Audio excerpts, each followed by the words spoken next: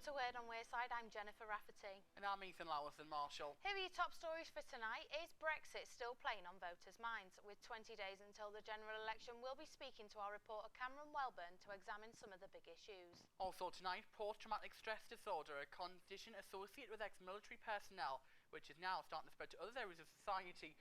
We meet the mum who's calling for greater awareness. And finally, night at the museums.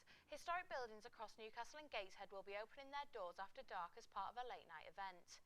But first, with the general election just around the corner and campaigns well underway, there is much to discuss.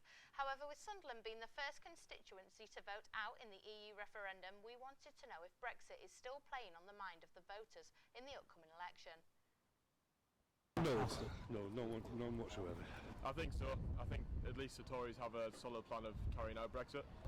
Definitely. I think we should have never gone in. For me personally, it won't. No, Brexit even is gone. It's done. Well, the decision has been made. The ramifications of Brexit we will yet feel, I think. But I think we need to move forward as a community and accept that Brexit is coming. No, but I did vote to come out. I did vote to leave. But will it make an impression on you vote this time? Do you think you'll change it? No, because I think Theresa May's got going to have a big enough majority to do what she wants. We're now going to speak to our political reporter, Cameron Welburn. He joins me now in the studio. So, Cameron, we're going to talk a little bit about Brexit and kind of the policies from the major parties. We'll start with the Conservatives. What's Theresa May's proposal outlining? Yeah, so the Conservatives have a lot of committal policies and politicians speak. The Tories say that the UK will be interpreted by judges across the UK, not in Luxembourg by the EU. They also say that the manifesto says they won't repeal or replace the Human Rights Act while process of Brexit is underway as well. They'll consider our human rights and legal processes after leaving the EU concludes. And we've seen things like from Theresa May, such as Brexit means Brexit, but as you mentioned there, a lot of kind of non-committal things from this Tory manifesto. What can we actually expect? Is there a way to kind of try and break this down? There's a lot of funding going into it. I think we can still. They're very much backing Brexit again. They're still backing it a lot. The manifesto talks about getting the right deal for Britain and in Europe and striking new trade deals around the world, but to make sure our economy stays strong for years to come. But there are not very many details about that kind of part of the manifesto. They said that the manifesto is specifically designed to reduce inequalities between communities across the UK as well. And also, we'll move on to Labour then. Jeremy Corbyn, what's his plan for Brexit? The plan for Brexit is they say they'll keep the benefits. That they seek to keep the benefits of the single market outside the EU. So that, to me, seems like they're looking to push Brexit quite a lot as well. But obviously, Corbyn has been aiming a lot at the youth of today. Obviously, with the documentary that he had on Vice, he met up with a grime artist, which is it's a useful. So yeah, it's very aimed. And obviously with the kind of, but obviously we're going to be outside the EU. How do we kind of do that? So obviously they are looking to make another. They make another party, the EU nationals, and they'll protect workers' rights. Right. Obviously, we've got a lot of other parties to cover as well. Right. We've got a lot of, obviously they say that the Labour government. Thank you very much, our political reporter there, Cameron Welburn. Police are warning about the dangers of a drug here in the northeast. It comes after a man collapsed when taking the drug, which is described as a Valium type blue tablet. Cameron Welburn has more. Police in the Tyne Wear area are making inquiries after a man collapsed from taking an illegal drug. The tablets are described as a small blue tablet with the similarities to Valium. They're also engraved with either MC2 or MCK. Unfortunately, no one from Northumbria Police was available for an interview, but we did receive a statement from Chief Inspector Paul Knox, which states, "We are making inquiries to establish exactly what these drugs are and the potential effects they can cause. But at this stage, We want to alert drug users to the danger and warn people of the dangers of taking illegal drugs or indeed any drugs that have not been prescribed to them. To report any information about drugs and drug supply, contact Northumbria Police on 101, and for anyone who needs emergency medical attention, make sure you contact 999 immediately. Northumbria Police have led a multi-agency training exercise at the Metro Centre to test emergency services response to an incident. In the early hours of Wednesday this week, an exercise was held at the shopping centre in Gateshead, which was designed to test the skills and processes of both the police and emergency services, alongside the local authorities. The exercise was focused on a terror attack and was one of a number happening across the country. However, Northumbria Police have worked with the Home Office to plan it and are keen to express that this isn't in response to a threat in our region. A mother says that she hit rock bottom after the birth of her first child. After initially being diagnosed with postnatal depression, Rachel Shaftor was shocked to discover she was actually suffering from post-traumatic stress disorder. PTSD, as it's otherwise known, is triggered by extreme psychological trauma, and one expert says that it's becoming increasingly common in society. Cameron Welburn spoke to her about her experience. While PTSD is a disease that is very heavily associated with the armed forces and the military, we decided to go and see someone who got PTSD without even being in the military. We went to speak to Rachel, who was from Middlesbrough. She got PTSD whilst she was giving birth to her first child. So we decided to find out about Rachel's story. I just used to sit there and sort of look at this child and be terrified to pick him up. Be terrified to do anything or to go anywhere. And it was weird. I remember one day the health visitor coming round and saying, "Oh, how are you doing?" I'm going, "I'm absolutely fine. There's nothing wrong at all." And she was like, "There's something wrong because nobody smiles that much when they're a sleep-deprived new parent." I was like, "No, I'm fine." And then I think it was the next day, it was absolutely teeming down outside.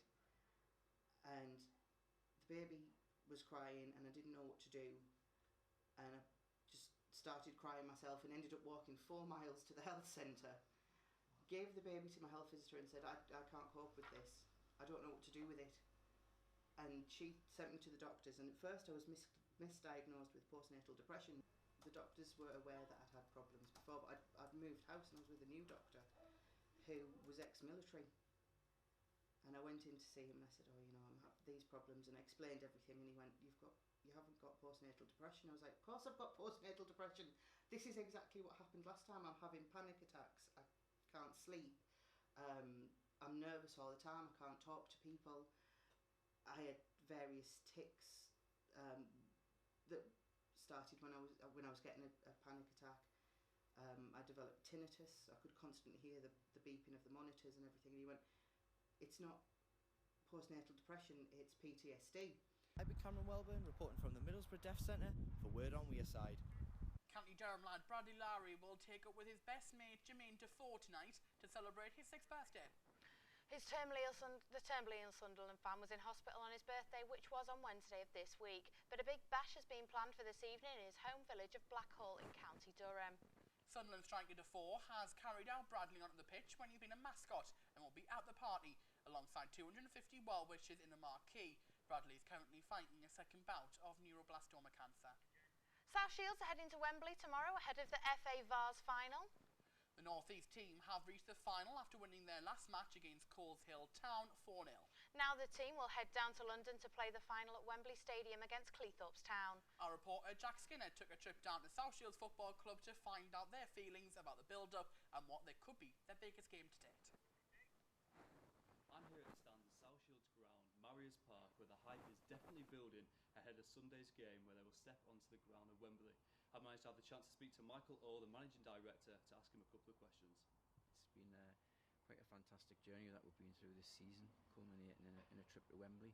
There's obviously been an awful lot of work going on in the background to get there, with merchandise sales, ticket sales, everybody organising that travel, etc. So I think everybody's probably been quite busy with all of that, and I would think over the next 24 hours it's probably going to start sinking into a lot of people that we're actually on our way. It's an historic occasion for the club to its first trip to Wembley, and the culmination of what we've had this season with winning the league and winning the 2 cups already. It will be unprecedented. I mean, everybody's making history. Yeah, we've brought a new strip out for the final, which has got the Vars embroidery on the front, and a lot of people have, I don't know what the final number is at the moment. I think we're up to about 13,000 tickets sold, and there's a considerable number of those will be wearing the new strip on Sunday. Yeah, there's two official club coaches leaving tomorrow. The players' coach leaves at 10:30. We're going to stop off at Aston Villa's ground on the way down, so that the players can just have sort of an hour's warm up on the way, and then there'll be another bus with family and friends on at 12 o'clock. I think the management have got them, in a good place. We haven't had a game for a fortnight, which is good. I mean, with the games coming thick and fast, the management managed to organise training sessions at both the Academy of Light at Sunderland and Newcastle's training ground, so they've had a different atmosphere to go to, and they've been able to train on grass. Obviously we're going to have a good grass surface at Wembley, whereas we normally do our training on the 3G pitch here. After speaking to Michael Orr, I then spoke to Brian Lowes, a fan and volunteer at South Shields Football Club. It's unbelievable what's happening at the moment. Like, the club's totally turned around in the last 2 years. From last year, just like basically winning the league and getting promoted. Like, what chairman that come in, Jeff, he's just been unbelievable. All the work that he's put in for to make this happen. And like this season, we've progressed to winning the league, and not only that, winning the Durham Challenge Cup and the League Cup, and now we're on the road to the FA Wars on Sunday. With the hype definitely building in and around the stadium, come Sunday we'll see the Metro being flooded with fans heading to Newcastle to go down to Wembley. I've been Jack Skinner, reporting from South Shields. Now, Greggs may be best known for its sausage rolls and savoury snacks, but their new healthy range, including a coconut lime chili chicken salad, is boosting profits. Sales have risen by 3.6% so far this year, which is something the company is attributing to its new options. Now, a former Newcastle United coach has been charged with 20...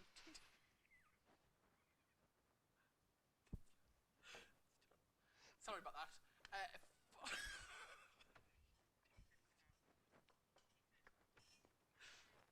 Sorry about that, couple of problems. Right. A former Newcastle United coach has been charged with 29 historic sexual offences. 61-year-old George Ormond from Newton Abbot in Devon is accused of committing the offences between 1973 and 1998. He is due before Newcastle Magistrates Court next month. People across the northeast will will have the chance to see some of our regions, museums and cultural venues by moonlight this weekend. The Late Show is returning for its 11th year as part of the International Museum site. Learning about science at Newcastle's Discovery Museum normally happens between 10 in the morning and 4 in the afternoon. However, tomorrow night this museum, along with more than 60 other venues across Newcastle and Gateshead, is open until 11 p.m, all as part of the Late Shows. So the best way to think about the Late Shows is as a culture crawl, so a little bit like a pub crawl but for cultural venues. So what we do for this one weekend every year, we get art galleries, museums, heritage venues, art studios that are not normally open at night, and we bring them all together, get them to open from 7 till 11 p.m. and put on a special event.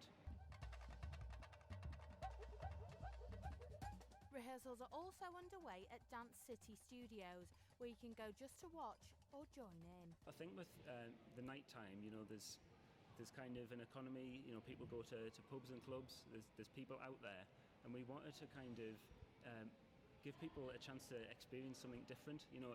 It's certainly something when you go out in Newcastle or Gateshead on a Saturday night. This is a chance to experience a totally different atmosphere. After 10 years, it's not just customers of the Late Show who've benefited.